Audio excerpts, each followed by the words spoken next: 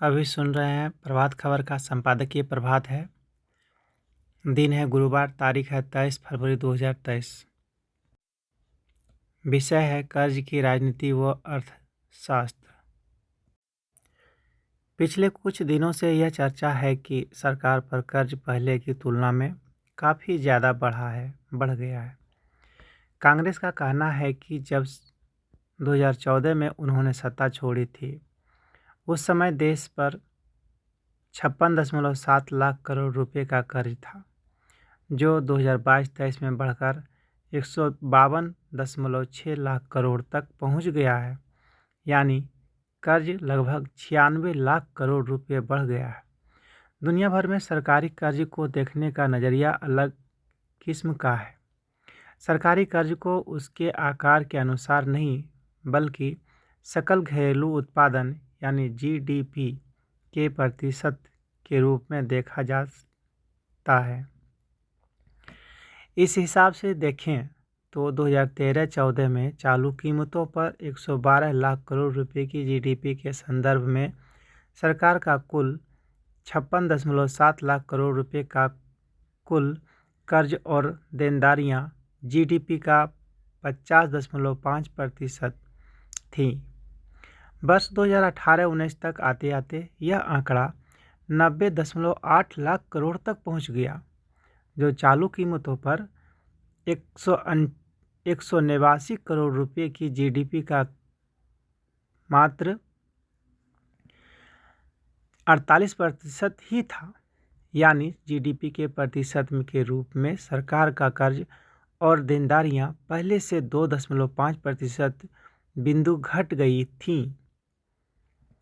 वर्ष 2019-20 के वित्त वर्ष में कोरोना का प्रकोप शुरू हुआ, जिसके कारण उत्पादन और कर राजस्व प्रभावित होने लगे। ऐसे में सरकारी कर्ज में मात्र 12 लाख करोड़ रुपए की वृद्धि के बावजूद जीडीपी के प्रतिशत के रूप में सरकारी कर्ज 3% बिंदु ज़्यादा होकर 51% तक पहुंच गया। वर्ष 2020-21 पूरी तरह कोरोना प्रभावित था, जिसमें मौद्रिक जीडीपी भी 2 लाख करोड़ रुपए घट गई थी। लेकिन गरीबों एवं अन्य प्रभावित वर्गों को राहत देने और विभिन्न खर्च बढ़ने से सरकारी कर्ज और देनदारियां 18 लाख करोड़ रुपए बढ़ गई। अब यह आंकड़ा जीडीपी के प्रतिशत के रूप में 61% तक जा पहुंचा। वर्ष 2023-24 के बजट अनुमानों के अनुसार सरकारी ऋण कुल जीडीपी के 56% तक घट जाएगा। कर्ज निजी हो या सार्वजनिक, इसके साथ उसके ब्याज और मूलधन की देनदारी जुड़ी होती है। सरकारें लगातार ऋण लेती हैं और यह बढ़ता ही जाता है। गौरतलब है कि 1950-51 में सरकार का कुल कर्ज और अन्य देनदारियां मात्र 2865.4 करोड़ रुपए ही थीं, जो 2022-23 के संशोधित अनुमानों के अनुसार 152.6 लाख करोड़ रुपए हो गई। वर्ष 2023-24 के बजट में भुगतान के लिए लगभग 10.8 लाख करोड़ रुपए का प्रावधान है, जो कुल सरकारी खर्च का 24% है। साल दर साल बढ़ती अदायगी सरकार के चालू राजस्व से पूरी नहीं हो पाती, इसलिए अदायगी के लिए भी ऋण लेना पड़ता है। गौरतलब है कि हर मुल्क की जीडीपी अलग अलग है। अमेरिका की जीडीपी भारत से कई गुना ज़्यादा है तथा कई मुल्कों की जीडीपी भारत से कई गुना कम है। इसलिए हमें हर देश के सरकारी ऋण एवं अन्य देनदारियों को उसकी जीडीपी के अनुपात में देखना पड़ेगा। अंतर्राष्ट्रीय मुद्रा कोष के अनुसार 2021 में अमेरिका में सरकारी ऋण जीडीपी का 122%, जापान का 221.3% और भारत में मात्र 54.3% था। मुद्रा कोष के पास चीन का आंकड़ा नहीं है, पर अन्य अनुमानों के अनुसार यह 79.2% था। केवल जर्मनी का कर्ज जीडीपी अनुपात भारत से थोड़ा कम यानी 46.3% था। कोरोना काल में सभी देशों में सरकारी कर्ज में वृद्धि हुई थी। इसका कारण यह था कि कोरोना के दौरान न केवल जीडीपी सिकुड़ गई थी, बल्कि सरकारी राजस्व भी बहुत घट गया था। साथ ही समाज के कमजोर वर्गों को सहायता और राहत देने के लिए सरकारों का खर्च भी बढ़ गया था।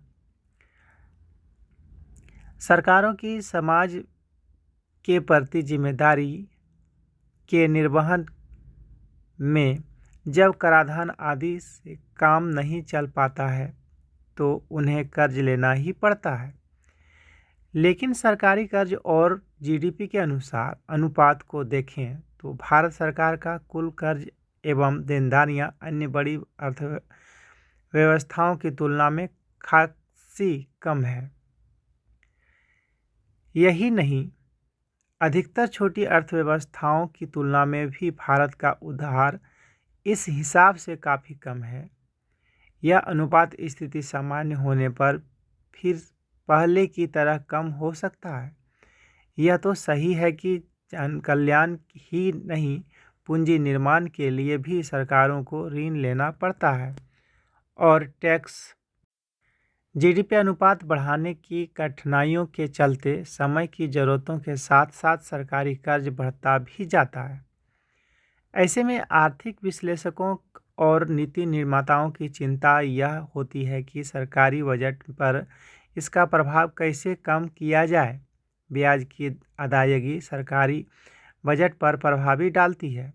इस वर्ष भी ब्याज और मूल की अदायगी पर हमारे कुल सरकारी खर्च का 24% हिस्सा इस्तेमाल हो रहा है। सरकारी ऋण के ब्याज और मूल्य अदायगी के इस बोझ को कम करने का एक ही मार्ग है। क्या है? ब्याज दरों में कमी। यह सर्वविदित ही है कि भारत में ब्याज दरें अमेरिका और यूरोपीय देशों की तुलना में खासी अधिक रही हैं। भारत में सरकारी बॉन्डों पर सरकार को लगभग 7% ब्याज चुकाना पड़ता है। गौरतलब है कि मोटे तौर पर यह ब्याज दर रिजर्व बैंक द्वारा निर्धारित बैंक दर पर निर्भर करती है। सामान्य तौर पर बैंक दर ऊंचा रहने का प्रमुख कारण महंगाई यानी मुद्रास्फीति की ऊंची दर होती है। महंगाई की ऊंची दर के कारण बैंक दर को ऊंचा रखने की मजबूरी इसलिए होती है कि बचतकर्ताओं को दी जाने वाले ब्याज में महंगाई की भी भरपाई करनी पड़ती है। आज चूँकि महंगाई की दर लगभग 6% के आसपास है, बैंक दर 6.5% बनी हुई है, इसलिए सरकार अपने बॉन्ड ऊंची ब्याज दर पर ही जारी कर सकती है। लेकिन यदि महंगाई दर कम हो जाए तो सरकार नए ऋण कम ब्याज पर ले सकती है। इससे सरकारी ऋण का बोझ कम हो सकता है। पूर्व में अटल बिहारी वाजपेयी सरकार के दौरान जब महंगाई दर 3% के आसपास पहुंच गई थी, उस समय सरकार ने न केवल कम ब्याज पर बॉन्ड बेचा था, बल्कि इंफ्रास्ट्रक्चर निर्माण के लिए भी काफ़ी कम ब्याज पर कर्ज भी लिया गया था। कई मामलों में पुराने कर्ज का चुकाकर नए ऋण कम ब्याज पर लिए जा सके थे। ऐसे में सरकार पर ऋण का बोझ कम हो गया था। कहा जा सकता है कि सरकारी कर्ज के बोझ को कम करने हेतु ब्याज दरों में कमी और उसके लिए महंगाई पर अंकुश लगाना जरूरी होगा। अगला विषय है यूपीआई का विस्तार। केवल मोबाइल फ़ोन के जरिए डिजिटल लेन देन की सुविधा का विस्तार अब देश के बाहर भी हो रहा है।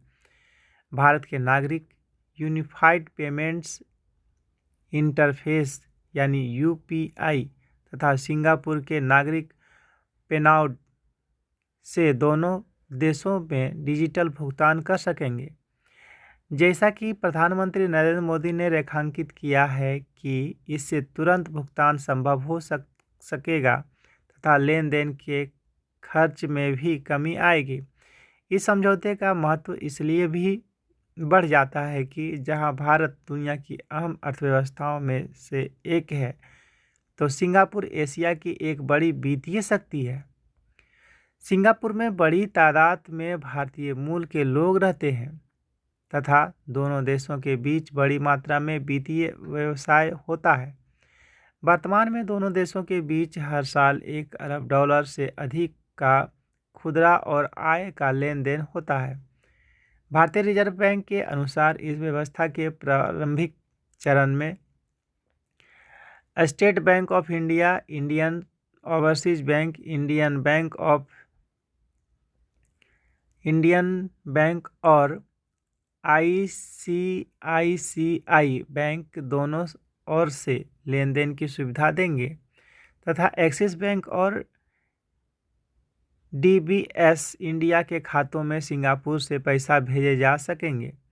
सिंगापुर के लोगों को यह सुविधा DBS सिंगापुर और लिक्विड ग्रुप के माध्यम से मिलेगी। धीरे धीरे इस प्रणाली में अन्य बैंक भी शामिल होंगे। वर्तमान प्रावधानों के अनुसार भारतीय नागरिक एक दिन में एक खाते से 60,000 रुपये भेज सकेंगे। भारत में ही विकसित UPI की तकनीक ने देश में रोज़मर्रा के भुगतान में क्रांति ला दी है।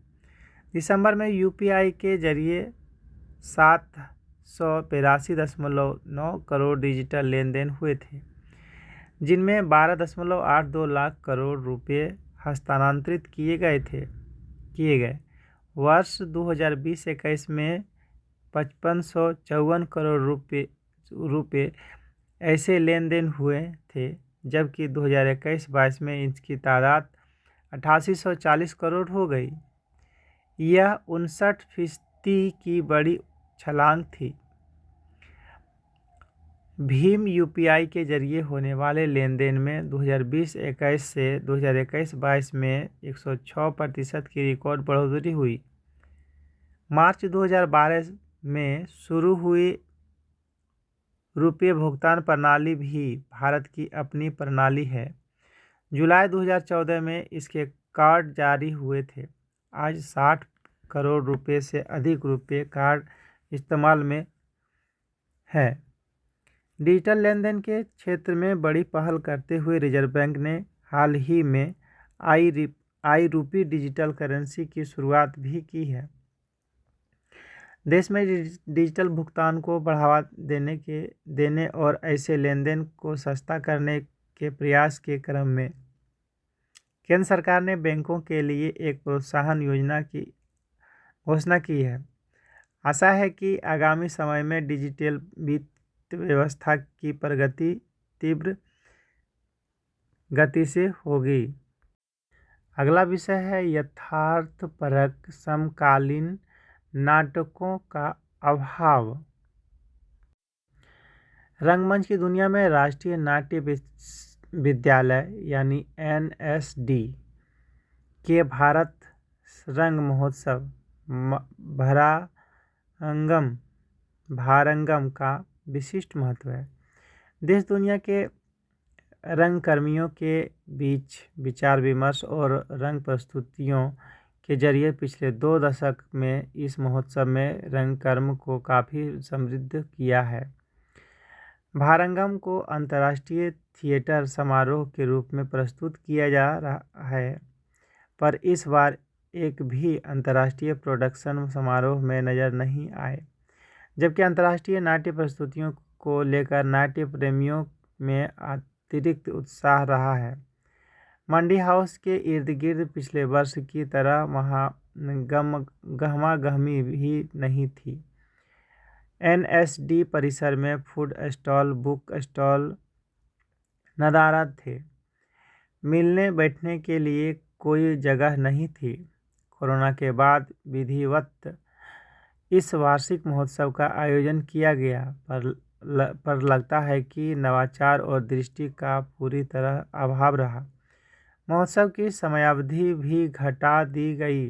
संस्थान की तरफ से कहा गया कि कोविड के चलते विदेशी नाटकों को शामिल करने की प्रक्रिया पूरी नहीं हो पाई। महोत्सव शुरू होने के पहले चर्चित नाटककार और अभिनेता उत्पल दत्त द्वारा लिखित तितुमीर के मंचन को लेकर विवाद भी हुआ। कोलकाता की नाट्य संस्था परिवर्तक के इस नाटक के मंच को लेकर दिया निमंत्रण वापस ले लिया गया। इस नाटक के केंद्र में एक मुसलमान किसान तितुमीर है, जो ब्रिटिश राज के दौरान बंगाल में हुए किसान विद्रोह का नायक है। इस बार छात्रों के डिप्लोमा प्रोडक्शन को भी महोत्सव का हिस्सा नहीं बनाया गया और उनकी प्रस्तुति महोत्सव में समांतर चली। ऐसा क्यों हुआ, यह समझने से परे है। ऐसा लगता है कि एनएसडी जैसे ख्यात संस्था में अस्थायी निदेशक के न होने ने महोत्सव के रंग को फीका किया है। पिछले साल छात्र कलात्मक सूझबूझ वाले एक अस्थायी निदेशक की मांग को लेकर भूख हड़ताल पर भी बैठे थे। 4 साल से संस्थान को कोई निदेशक नहीं मिल पाया है।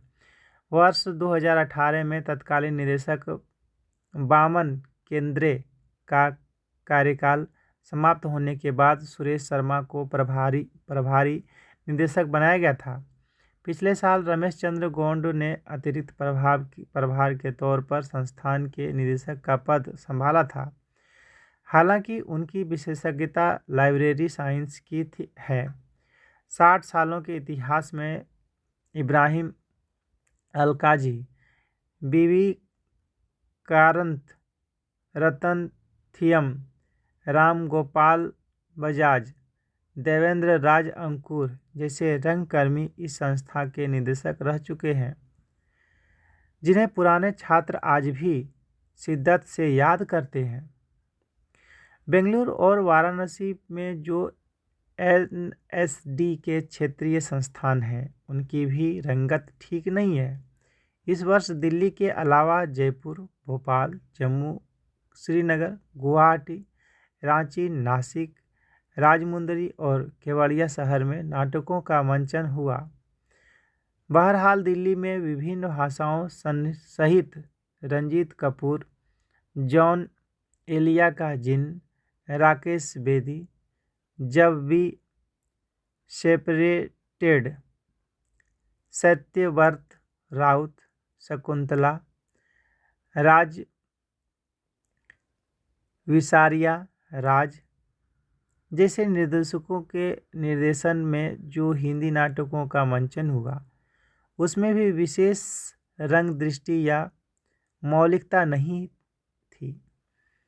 प्रसंगवश महाकवि कालिदास के शकुंतला यानी अभिज्ञान शकुंतलम अनुवाद मोहन राकेश का मंचन हैदराबाद विश्वविद्यालय के रंगमंच कला विभाग ने किया, जहां पर सत्यव्रत राउत प्रोफेसर हैं। इस नाटक के दृश्य संयोजन अच्छे थे, लेकिन केंद्रीय पात्र दुष्यंत और शकुंतला का अभिनय पक्ष कमजोर था। शकुंतला की 2 सखियां अनसुईया और प्रियंवदा प्रभावित थीं। इसमें संगीत के लिए कीबोर्ड का इस्तेमाल भी खटकता रहा। वर्तमान में भारतीय रंगमंच पर बेवजह तकनीक हावी होने लगा है, जिसका असर इस नाटक पर भी था। आचार्य हजारी प्रसाद द्विवेदी ने इस नाटक के प्रसंग में लिखा है कि यह मनुष्य और प्रकृति के साथ एक सूत्रता स्थापित करता है और विश्वव्यापी भावचेतना के साथ व्यक्ति की भावचेतना का तादात्म्य स्थापित करता है। शकुंतला के मंचन के दौरान निर्देशक ने नाटक की मूल भावना प्रकृति और मनुष्य के बीच सह अस्तित्व को छेड़े बिना स्त्री स्वातंत्र्य के सवालों को भी घेरे में लिया है। नाटक के आखिर में शकुंतला अपने पिता, भाई बांधव और पति के सामने अपनी स्वतंत्र पहचान को लेकर उपस्थित है। भास, कालिदास, भवभूति, शूद्रक के संस्कृत नाटक राष्ट्र की सांस्कृतिक चेतना को अभिव्यक्त करते हैं और आज भी दर्शकों को लुभावते हैं। संस्कृत थिएटर के बाद कई सदियों तक देश में थिएटर का अकाल रहा। 19वीं सदी में अंग्रेजी थिएटर के प्रभाव से देश में आधुनिक थिएटर की शुरुआत होती है। दिल्ली के अलावा विभिन्न शहरों में महोत्सव के दौरान जिन नाटकों का मंचन हुआ उसमें शेक्सपियर, मैकबेथ, प्रेमचंद, बूढ़ी काकी, धर्मवीर भारती, अंधा युग, विजयदान देथा, कैंचुली, गिरीश कर्नाड, नागमंडल, महाश्वेता देवी, बायन के नाटक ही प्रमुख थे। इनकी पहले भी कई प्रस्तुतियां हो चुकी है। प्रश्न है कि समकालीन यथार्थ को टटोलने वाले नाट्य प्रस्तुतियों का महोत्सव में अभाव क्यों दिखाई देता है? नाट्य लेखन को लेकर समकालीन साहित्य उत्साहित क्यों नहीं है? प्रश्न यह भी है कि आज पूरे देश में रंगकर्म का फैलाव है, पर इसका व्यावसायिक आधार क्यों विकसित नहीं हो पाया है? अगला विषय है परमाणु कचरा निष्पादन के सही विकल्प की तलाश।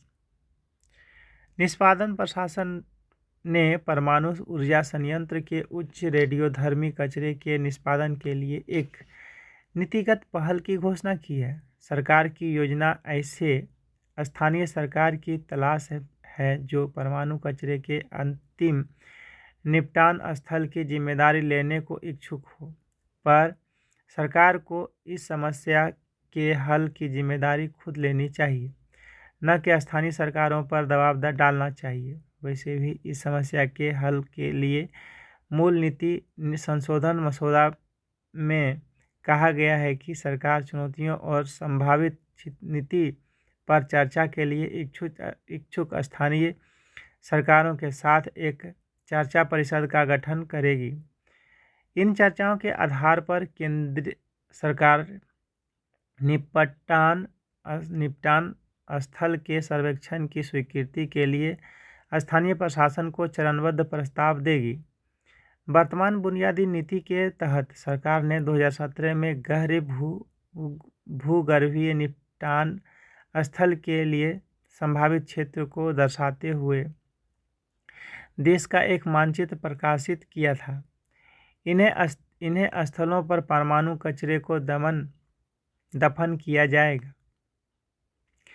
इस तरह की निपटान सुविधा की देखरेख के लिए होक्काइदो में 2 नगरपालिकाओं का आकलन करने का प्रारंभिक चरण 3 वर्ष पहले शुरू हुआ था। इस प्रक्रिया को शुरू करने के लिए किसी अन्य नगरपालिकाओं ने अभी तक स्वेच्छा से काम नहीं किया है।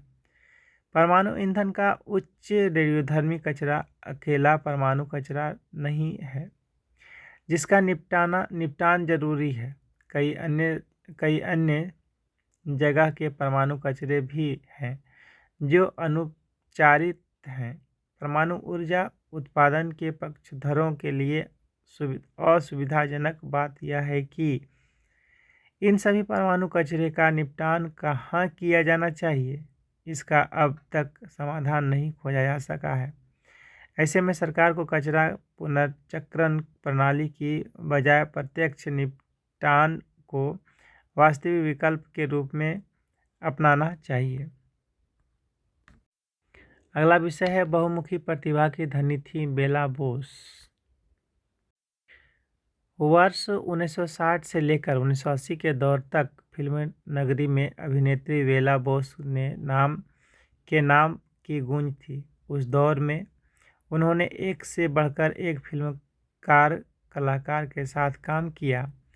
हाल में जब उनके निधन का समाचार मिला तो उनकी बहुत सी फिल्में, बहुत सी बातें यक याद आने लगी। बेला बोस का जन्म 18 अप्रैल 1941 को कोलकाता में हुआ था। वे पिछले करीब 1 महीने से मुंबई के एक अस्पताल में बीमारी से जूझ रही थीं और अंततः 20 फरवरी को उन्होंने इस दुनिया को अलविदा कह दिया।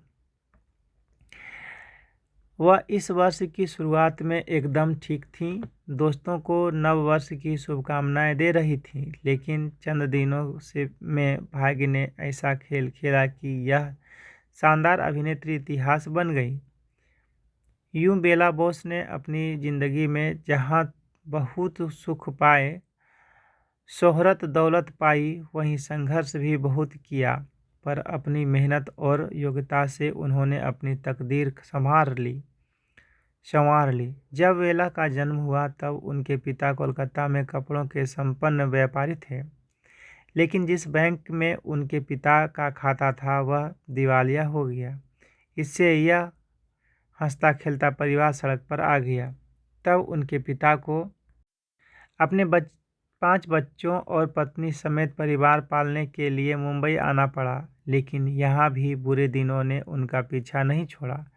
बेला जब 11 वर्ष की थीं तब सड़क हादसे में उनके पिता का निधन हो गया। फिर गुजर बसर के लिए उनकी मां नर्स बन गई और बेला एक ग्रुप डांसर।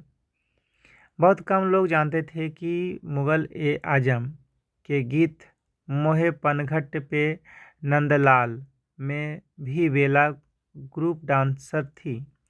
इनका कद बाकी डांसर से लंबा था, लंबा था। इस कारण कई फिल्मों से इन्हें बाहर कर दिया जाता था, लेकिन यही लंबा कद बाद में इनके लिए वरदान बन गया। एक दिन निर्देशक नरेश सहगल ने इन्हें बस इसलिए नोटिस किया क्योंकि वह बाकी ग्रुप डांसरों से अलग दिख रही थी। सहगल ने तभी बेला को अपनी फिल्म में मैं नशे में हूँ में 2 सोलो डांस दे दिए। बस उसके बाद से बेला बोस की किस्मत बदल गई। पहले वह अपनी डांस से धमाल करती रहीं और फिर अभिनय की दुनिया में भी उन्हें अच्छे मौके मिलने लगे। उनके पास फिल्मों की कतार लग गई, जिनमें एक फूल 4 कांटे, प्रोफेसर, सौतेले भाई, हवा महल, अनपढ़ बंदिनी, चित्रलेखा, हम सब उस्ताद हैं, पूनम की रात, दिल ने फिर याद किया, CID, जीने की राह, अभिनेत्री, शिकार, भाई हो तो ऐसा, दिल दौलत और दुनिया, अनीता और बहारों के सपने फिल्में शामिल है। बेला बोस की अंतिम प्रमुख फिल्म 1980 में आई फिल्म 100 दिन सास के रही। हालांकि 2003 में उन्होंने एक सीरियल जमीन से आसमान तक में भी काम किया। बेला बोस जिस समय सफलता के शिखर पर थीं, उस समय 1967 में बांग्ला फिल्मों के मशहूर अभिनेता आशीष कुमार से उन्होंने शादी कर ली। दोनों ने शादी से पहले ही फिल्म बीवी और मकान में साथ काम किया था। आशीष कुमार ने हिंदी की कई धार्मिक फिल्मों में भी काम किया। फिल्म इतिहास की सर्वाधिक सफल फिल्म जय संतोषी माँ 1975 के नायक आशीष कुमार ही थे। बेला ने इस फिल्म में नेगेटिव रोल किया था। जय संतोषी माँ में आशीष कुमार सह निर्माता भी थे। फिल्म की सफलता के बाद आशीष और बेला ने कई धार्मिक फिल्मों का निर्माण किया, जिनमें राजा हरिश्चंद्र, 16 शुक्रवार और बद्रीनाथ धाम जैसी फिल्में शामिल हैं। आशीष कुमार का 2013 में निधन हो गया। बेला बोस के 2 बच्चे हैं, अभिजीत सेनगुप्ता और मंजूश्री गोपीनाथ। बेटी डॉक्टर हैं। अभिजीत ने पहले अभिनय किया, पर सफलता न मिल पाने पर MBA कर अलग दिशा में चल गए। फिल्म छोड़ने के बाद भी बेला बोस मुंबई में ही रह रही थीं। वह बहुमुखी प्रतिभा की धनी थीं। कुशल अभिनेत्री के साथ मणिपुरी नृत्य में भी पारंगत थी। पश्चिम से लेकर आदिवासी और लोक कृतियों को भी बखूबी कर लेती थीं। वह एक तैराक भी थीं और अच्छी चित्रकार भी। बेटी मंजूश्री भी चित्रकार हैं। अपनी बेटी के कमाल के पेंसिल स्केच वह अक्सर सोशल मीडिया पर साझा करती रहती थीं। वह भगवान श्री कृष्ण के भक्त के साथ प्रधानमंत्री नरेंद्र मोदी की भी वह मुरीद थी। देश दुनिया में क्या हो रहा है, भारत किस तरह नए शिखर छू रहा है, इस सब पर उनकी बराबर नज़र रहती थी। अगला विषय है बढ़ता ध्वनि प्रदूषण। शहरों में ध्वनि प्रदूषण की स्थिति भयावह होती जा रही है। हमारे कान एक निश्चित तीव्रता की ध्वनि ही सहन कर पाते हैं। इससे अधिक तेज आवाज़ से कानों में के पर्दे बेकार हो जाते हैं, जिससे अस्थायी या अस्थायी रूप से सुनने की क्षमता नष्ट हो जाती है। बहरापन, कानों में दर्द समेत कई बीमारियां हो सकती हैं। अत्यधिक शोर मनुष्य ही नहीं, पशु पक्षियों के लिए भी मुश्किलें पैदा करता है। ऐसे में सभी को ध्वनि प्रदूषण नियंत्रित करने के लिए आगे आना चाहिए। फेसबुक के लिए शुल्क। मेटा के सीईओ मार्क जुकरबर्ग ने फेसबुक उपयोगकर्ता के लिए सदस्यता आधारित सत्यापन सेवा की घोषणा की है। सब्सक्रिप्शन का शुल्क वेब पर $11.99 प्रति माह और एप्पल के iOS पर $14.99 प्रति माह होगा, यानी 1,1250 रुपये। भारत में इस समय फेसबुक के 48 करोड़ उपयोगकर्ता हैं। प्रति माह शुल्क देना अनिवार्य करने पर इसके 75% से अधिक धारक गायब हो जाएंगे। ऐसे में फेसबुक के और बुरे दिन आ सकते हैं, क्योंकि इसकी मुख्य आय का स्रोत यानी विज्ञापन वैसे ही कम होता जा रहा है। इसी के साथ प्रभात खबर का संपादकीय प्रभात जो है सो समाप्त होता है।